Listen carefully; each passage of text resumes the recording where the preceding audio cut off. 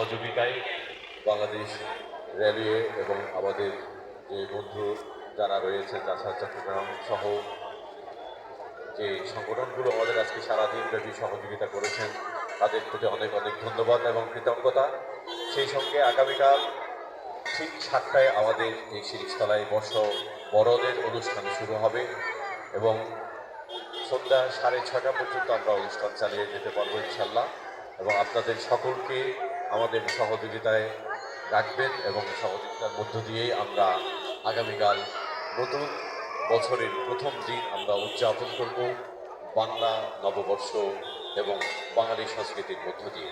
সবাই ভালো থাকুন, সুন্দর থাকুন, সুস্থ থাকুন এবং নিরাপদে থাকুন। ধন্যবাদ। আগামীকাল সকাল দেখা হবে এই প্রত্যাশা।